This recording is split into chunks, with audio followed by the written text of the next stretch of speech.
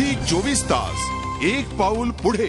आणखी एक breaking news आहे। अरुण टिक्कू हत्येप्रकरणी आता आणखी एकाला अटक करण्यात आली आहे। स्टॉक ब्रोकर गौतम वोराला क्राईम ब्रांचने अटक केली आहे। विजय पालांडेला मदत केल्याप्रकरणी त्याच्यावर ही कारवाई करण्यात आली आहे। विजय पालांडेला पळून जाण्यासाठी मदत केल्याप्रकरणी त्याला ताब्यात घेण्यात आले आहे। यापूर्वी मॉडेल विवेका बापची हिच्या आत्महत्येप्रकरणी देखील गौतमची चौकशी करण्यात आली होती। तसंच टिक्कू आणि करण कक्कड या हत्येप्रकरणात अडकलेल्या सिमरन सूदशीही त्याचे संबंध होते आणि यातही त्याची चौकशी करण्यात आली आहे। विजय पालांडे हा अरुण टिक्कू आणि करण कक्कड या दोन हत्या प्रकरणातला मुख्य आरोपी आहे आणि या विजय पालांडेला पळून जायला मदत केल्याप्रकरणी स्टॉक ब्रोकर गौतम वोराला अटक करण्यात आलेली आहे। क्राईम ब्रांचने ही कारवाई केलेली आहे।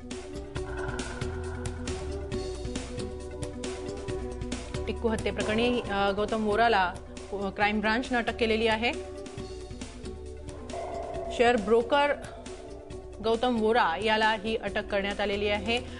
अरुण टिक्कू प्रकरणात विजय पालांडे याला अटक झाल्यानंतर तो पोलीस कोठडीतून पळाला होता आणि त्यानंतर त्याला आश्रय देण्यासाठी मदत केल्याचा आरोप गौतम वोरावर आहे आणि त्यासंबंधी त्याची चौकशी सुरू आहे।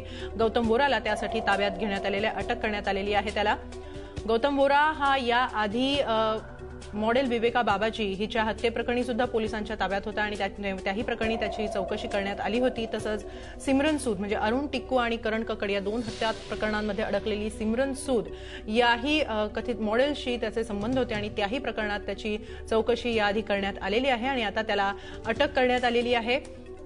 विजय पालांडेला पळून जायला मदत केल्याप्रकरणी शेअर ब्रोकर गौतम वोराला अटक करण्यात आलेली आहे। गौतम वोरा हा विजय पालांडेचा मित्र असल्याचंही बोललं जातं।